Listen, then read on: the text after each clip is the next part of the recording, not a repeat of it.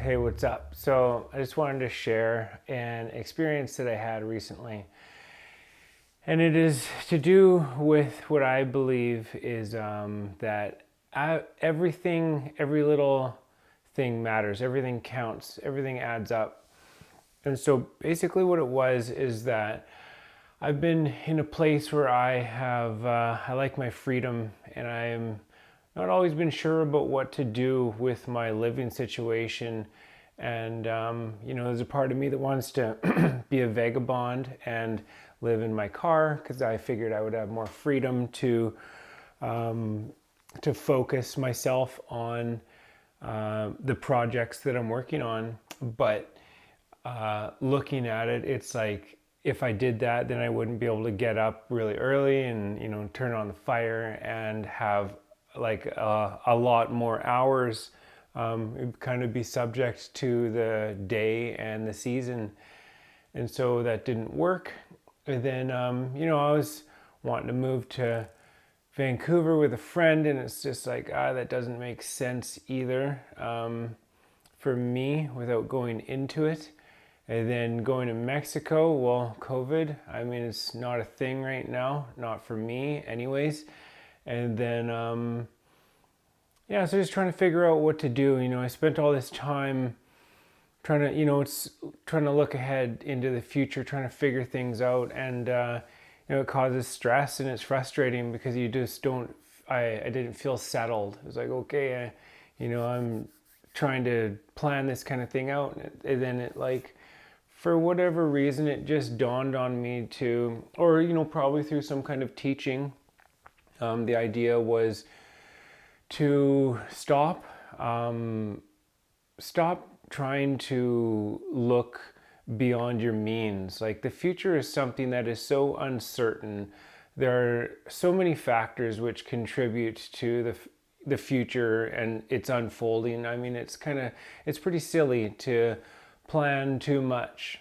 I mean, it's not like, there's obviously a balance between planning and kind of going with the wind, but trying to plan too much of that stuff out. And then I just decided, you know what, instead of that, just focus on the impact that you can make, that you can have in your life right now. And that to me had something to do with minimalizing and decluttering and getting rid of stuff. And so I went through all of my things. I went through every little box. I went through them 5 times at least, through everything, just to make sure that that there was nothing. Like I've gotten rid of stuff before, but it's like this time, like let's really get rid of all the junk. And then I did it, but then I just kind of procrastinated on it. And it was weird, just that you come so close to doing it, but then then I stopped. I guess I got caught up in other things, probably YouTube or whatever, right? Yoga. And then I made the decision to one day, it's like, okay, yeah, right, I gotta move forward on the things that are within my power to do. And it was something that I was inspired to do, which was minimalizing, decluttering, getting rid of things that I don't use, that I don't need, that are no longer serving me, that are from past relationships and, kind of like past lives, because I don't know what the whole past relationships sort of is for me. And so so then I called up the flea market, I reserved a table and booked it. And then that was last Sunday. And I tell you, ever since the moment that I did that I took action on what I needed to take action on, instead of trying to reach out into realms of the future and things that I have just no business bothering my energy with. It's just not my place anyways. What they say is it's like the higher mind conceives, the physical brain receives, and then the mind perceives. If you do it in another order, you create problems with yourself, because you just do not have the capacity to oversee your life and what is necessary for the next stages of your personal evolution that your higher mind does. Anyways, it changed something for me. It really flipped a switch as soon as I decided to do that, and I called the flea market, and then things just started lining up, one after another, after another, after another. And I've had, what they call kind of like an explosion of synchronicity, where just things keep on, like everything is synchronicity, negative and positive, but positive synchronicities where things are working out, and it's like, okay, I can see the things working out for me, and that's great. And then so I went to the flea market, I got all my stuff ready, I went to the flea market, went there, set it all up. It's kind of weird, putting all your stuff on show for everybody to see and go through, and it's like your things, all your little bits, and it's like, what am I doing? But then it's like, okay, you get there, do it early in the morning with a lot of other people. I mean, not everybody was quite doing what I'm doing. I tend to do this every number of years when I need to.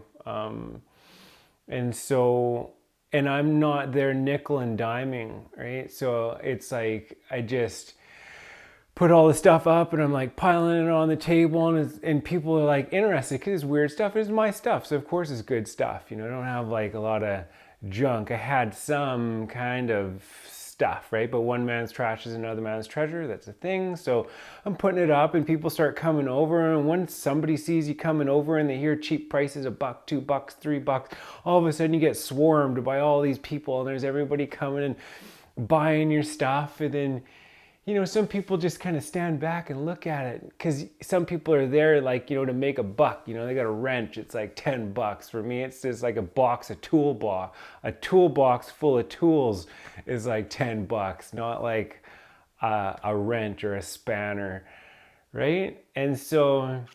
And I ended up meeting a few people who like look, because I got some stuff that is kind of me-ish there, and they're like looking through it, and then they see that it's a good price, and they just want to buy more stuff. And then you develop a kind of a relationship with them. You start talking to them and find out you have some things in common, and it's just like, oh, that's awesome.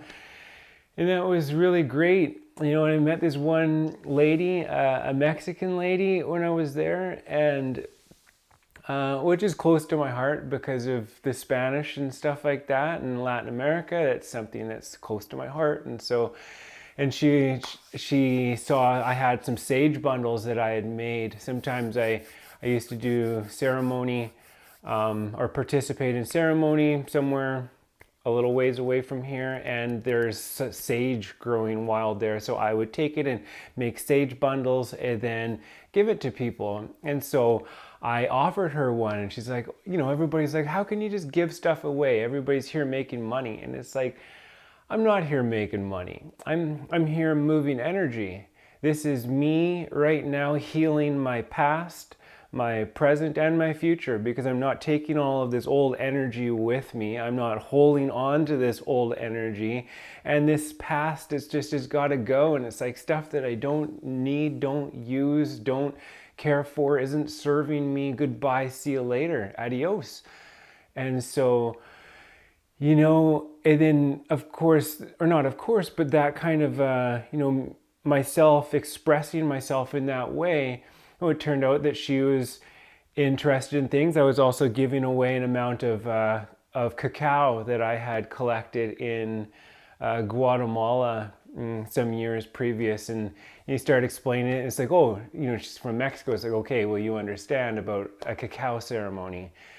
And it was just a really beautiful, wonderful experience to be able to go there and then resonate with people. There was a girl that was next to me, and she was an artist, and she was, she does that full time. And I asked her questions, and she is like ADHD, attention deficit, or attention different, super active awesomeness. That's, to me, tons of energy, and only being really stimulated by things that are super awesome and profound. This is not a quality which I am ashamed of at all. Just like OCD, it's like an acute attention to, it's like a spatial awareness and attention to detail. Of course, these things, if not properly channeled, can like run amok in your life. So learn about them and learn about your gift and how awesome it is, and move on. And so, and same thing with the, bipolar. I have a lot of masculine and feminine energy housed in this one personage that I am, and it's not a bad thing. It is just something to come to terms with, and learn how to channel and use and work with and love, anyways, and embrace, yeah, everything about who you are, yeah. Well, as long as it's respectful and nice.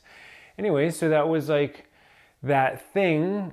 And it's just amazing the impact that it has. So this is about impact. So I read a scientific study recently. I think it was it was like University of Michigan, Minnesota, something with an M anyways, in the States. And it was about to do with water droplets eroding hard surfaces. So like if a water droplet drips on a rock for a long enough time, it will erode that surface. And it is, so I don't know if I'm saying this right, but it's something like it is kind of been a bit of a mystery to scientists for some time, how essentially this is that the softest thing can erode the hardest thing. And there's like parables about it, just about like how persistence has an impact and whatnot. But so traditionally they have tried to measure this phenomena just using high-speed cameras, but they now use a technique called high-speed stress microscopy or something like that, where they measure the different things that are going on anyways. And so what it turned out is that when the drop comes down, it hits, but it's not the initial impact. It is the water spreads out as it hits the surface, and it actually goes it hits like sonic speeds for a fraction of a second, but drip drip drip. So over time, these little sonic booms, they have an effect which erodes like a very hard surface. And it's really neat. I don't know, like the metaphor or whatever is just that, like, just how something so subtle can have such a profound impact. Yeah, like how, yeah, something very that you wouldn't expect actually has the ability to make a very big impact, and how everything adds up and how it all counts. And for me, why this is so interesting is because I say I'm like a spiritual person. I say that because it's how I feel. And so within my spiritual practice, there are a number of things. Like, say, my yoga practice includes, like I have practices which include visualization. It's like, okay, well, that's just ideas in your mind. It's like, okay, well, the mind is a powerful thing. And so it's interesting, or say doing toning, chanting Om or something like that. Or, so visualization, or just using your willpower.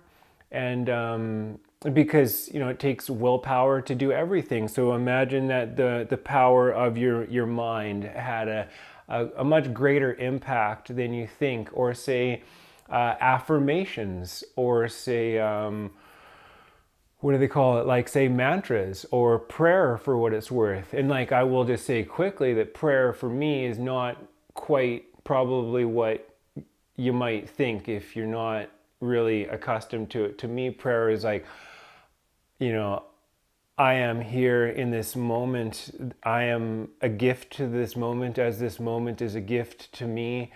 I am paying attention. I am listening. I am aware. That is a lot more along the lines of what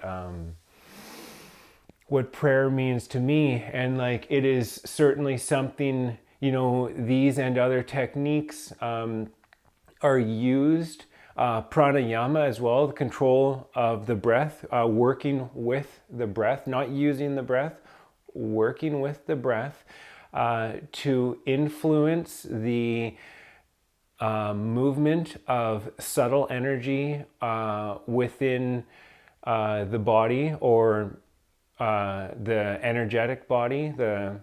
And so, it just all helps to, I find, to wrap your mind around how, like, why some of this stuff, that it's not just an idea, minimalizing. It's not just like, oh, I just saw, it's not just a cool idea that's just kind of, and that's all that it is. It's actually more than that. There's something about letting go of what no longer serves you in physical form, in mental form too. It is good to release that, to move, to not be attached to not have more than you need.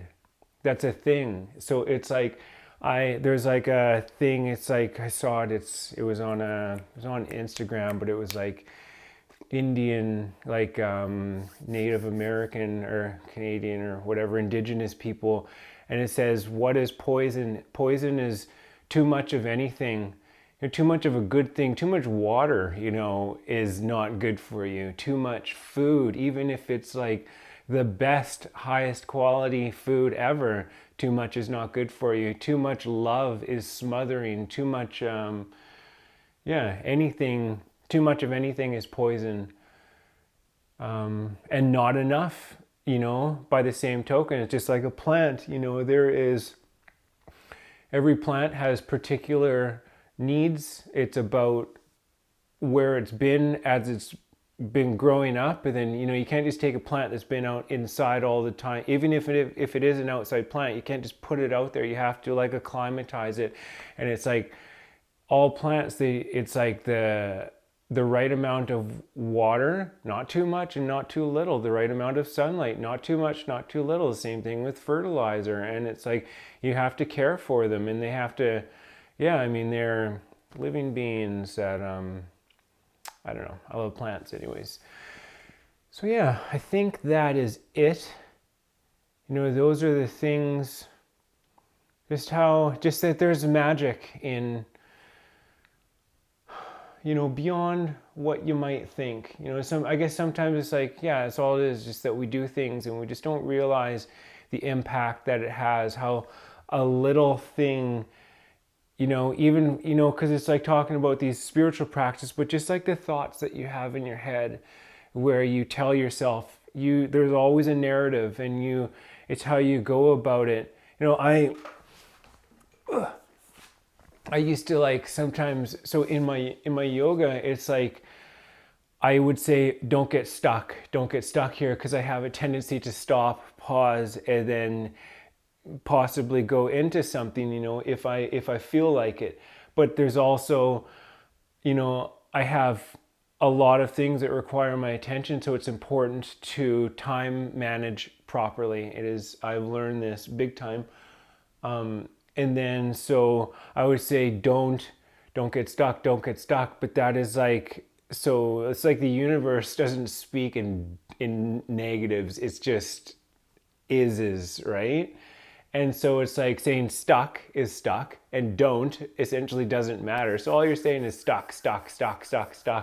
And it's not a very positive affirmation. So now I just say flow, keep the flow, keep your focus, keep the flow. And this is just a much more positive way. I have this book that I just keep on the ground. It is called The Psychology of Flow, The Psychology of Optimal Experience by Mihaly. So I can't even spell that last thing, but whatever the case, I haven't read the book, but I had it recommended to me by a dude that I met on the beach in Escondido a couple years ago. And it's just funny, the little things, how the little things have an impact. How, my thing right now is I smile. sometimes I'm not happy on the inside. But, if you just make this tiny little effort, not a big silly smile like, you're putting on a show, just like this, you can see it in my eyes. You can see that I'm happy. And I find a lot of people are very receptive to this. Specifically, so here in Vancouver, Fraser Valley, Canada, there's a lot of East Indian people, Sikh people, and not everybody knows. Definitely, like foreigners, it's a funny energy here. I also was talking about this with my Spanish teacher last night. He say it's kind of hard to make friends. Whereas, like, down in Mexico, you don't like when you walk into a restaurant, buen provecho. You don't just walk past somebody and not acknowledge that they're there. That's rude. It's inconsiderate. Just doing your thing. You just blow on by them like they don't even exist. Same thing on the street. Buenos dias, buenas tardes, buenas noches. It's polite. There's a politeness there, whereas it's not like that here. So, for me, what I do now is I just, you smile. And especially I find, like, with Indian people, because I think they probably have more of this politeness in their culture. It's ingrained in them. Something about being polite, being friendly, being nice. It's not that we're not those things here, but maybe we just have a bit of a different way of going about it, right? I'm not saying that. So, but you smile a little smile and they smile back, and it's just like friends instantly, based off of just like a genuine smile.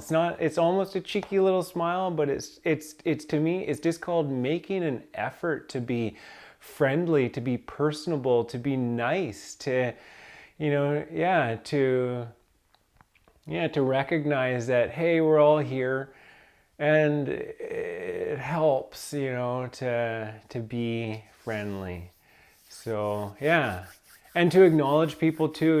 When you go into that coffee shop for that coffee, before you just spit out your order, say, hey, how are you doing today? Good. Or something, make, it's just those little things to acknowledge people and, to really, and care, you're not just saying, oh, hey, how you doing? Okay. It's not a greeting or something that you just say to get through. It is, you're genuine, take a moment, take a breath, like, hi, I don't know. I think that it's huge to, it's another video. It's just the way that we treat each other, how we treat people and stuff like that. But it's, there's another experience that that I might as well share right now. So, I'm onto it. There's a thing. So I was going to make a video called Josh Goes to the Big City, because I went there once and I moved there, and it seemed really nice. There's a lot of things to do there, a lot of things to see and to be a part of. There's a lot of people. But I had an experience where, I don't know what it is with the city. So it was like, I come from the country, and out here, it's like I trust people. When people say something to me, I trust that what they're saying is true. And I believe, them. And so that can be called gullible or a sucker. That's a sucker. That's somebody to take advantage of. And this was my experience of moving to the city. And I'm not saying that, this is one experience of one person in one city, but it was certainly mine. I had it repeatedly with a number of people. And so I'm in the process right now of healing my relationship with the city. Because you can't just put that on everybody in the whole place and whatnot. But it was good for me, because when I saw that, I was just like, wow, this is not my tribe, as they say. Because if you were amongst your tribe, you would not have to be on guard. And then like, you know, when I go to the city and it's like you know, because I live out here, I go there and I start feeling off, and then I get near a tree, and then it's like I start feeling good again.